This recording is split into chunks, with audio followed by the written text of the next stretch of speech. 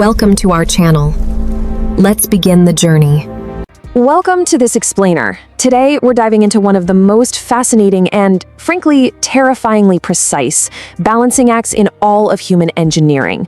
We are looking at the incredibly fine line between stable, controlled nuclear power and a catastrophic runaway chain reaction. So, I want you to think about a real high-stakes ticking clock kind of question. If a nuclear chain reaction inside a reactor core takes just a fraction of a millisecond to occur, how could a human operator, or even our absolute most advanced mechanical control systems, possibly react in time to control it? I mean, human reflexes don't even come close to atomic speeds. So what's actually keeping a nuclear power plant from turning into an uncontrollable bomb the very second it's turned on? Well, here's our roadmap for today to figure that out. We'll start with the speed of fission, introduce the temporal shock absorber, explain the beta fraction, look at reactor period and SURU, and finally explore the danger of prompt criticality. Okay, let's jump right into section 1, the speed of fission. Let's establish that atomic baseline speed. 10 to the negative 14th seconds. This incomprehensibly tiny fraction of a second is the birth time of what we call a prompt neutron, which is released directly by a fission event. Before you can even blink, countless generations of these prompt neutrons can be born, strike other nuclei, and cause even more fissions. Let's actually contrast these two types of neutrons. Prompt neutrons, as we just saw, are born essentially instantly, and they have a total lifespan inside a pressurized water reactor core of about 10 to the negative 4th seconds. If we only had prompt neutrons to rely on, the reactor power would spike so incredibly fast that controlling it would be literally physically impossible. But thankfully for us, the laws of physics provide a secondary cast of characters, delayed neutrons. And these guys are born seconds or sometimes even minutes later. Which brings us to section 2, the temporal shock absorber. This is how we buy precious time. So, when a fuel nucleus like uranium undergoes fission, yes, it releases those prompt neutrons immediately, but it also creates fission products. And from those products, we get delayed neutron precursors. Now, these precursors are highly unstable radioactive isotopes that kind of just hang around, eventually decaying and emitting a neutron long after that initial fission event has finished. We call this the temporal shock absorber. The delay time here isn't actually determined by the fission itself, but by the natural radioactive half-life of those precursor fragments. Take bromine-87, for example, which has a half-life of over 50 seconds. This delayed decay process fundamentally slows down the overall chain reaction, buying human operators and automated control rods the precious seconds and minutes they desperately need to safely manage the reactor. Moving on to section 3, the beta fraction. This is a truly vital safety metric. This concept is called the delayed neutron fraction, and it's represented by the Greek letter beta. It's pretty straightforward. It's simply the fraction of delayed neutrons compared to the total number of all neutrons produced per fission. But here's the crazy part. Beta represents the tiny percentage of neutrons that are doing absolutely 100% of the heavy lifting when it comes to human reactor control. And that beta value actually varies depending on the fuel you're using. For uranium-235, which is your standard thermal reactor fuel, the beta fraction is just 0.0065. That is literally less than 1%. And it gets even wilder, because as the fuel burns over time and plutonium-239 builds up in the core, the beta fraction drops even lower to 0.0022.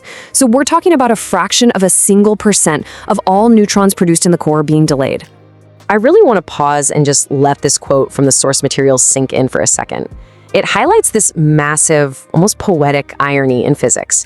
Humanity's ability to tame atomic fire, to generate these massive amounts of clean electricity to power entire cities, relies completely on less than 1% of the reactor's output acting as our safety net. Okay, section 4, reactor period and SUR. Let's talk about measuring that power growth. The first key metric engineers use is the reactor period, which is denoted by a capital T. Power growth follows an exponential equation where power equals the initial power times e to the power of little t over big T. Basically, the reactor period tells us precisely how many seconds it takes for the reactor's power to multiply by e, which is roughly 2.718. The longer the period, the slower and much safer the power increases. But, reading raw exponential math on the fly during operations is pretty tricky, so engineers use another metric called the startup rate, or SUR. SUR translates that reactor period math into a much more practical decades per minute readout for the operators on the dashboard. A decade literally just means a factor of 10. So if your SUR is exactly 1, it means the reactor's power is going to multiply by 10 every single minute. Let's break down what this actually looks like in plain English with a quick example. Imagine an operator gently pulls the control rods out to increase power. The core reactivity goes up just a bit. Because of our delayed neutron shock absorber doing its job, the reactor period stabilizes at a nice, safe, slow 143 seconds. That means in one entire second, the power only climbs by 0.7%. It takes a full 100 seconds for the power just to double. This makes a potentially violent power spike incredibly slow, manageable, and easy to monitor. And finally, Section 5, Prompt Criticality, the ultimate danger. So what happens if our protective shock absorber fails? Well, the result maps out terrifyingly fast. When a nuclear system is driven exclusively by prompt neutrons, the power spikes so aggressively that the trajectory is practically pointing straight up. It's a nearly vertical wall of power. Contrast that exact same scenario with a functioning system where the delayed neutrons are acting as intended. You can literally see the shock absorber working in the math, flattening that initial dangerous spike into a gentle upward curve. That flattened curve gives the mechanical rods plenty of time to slide in and stabilize the core. So the crucial point here is understanding the threshold between those two very different outcomes. That threshold is called prompt criticality. This occurs when the amount of positive reactivity, meaning the raw power increase you add to the reactor, is greater than or equal to the beta fraction. If you try to increase the reactor's power by an amount greater than that tiny 0.65% safety net we talked about, you completely bypass the delayed neutrons altogether. In this state, the temporal shock absorber is just absolutely shattered. The reactor is now completely reliant on those prompt neutrons that are born in 10 to the negative 14th seconds.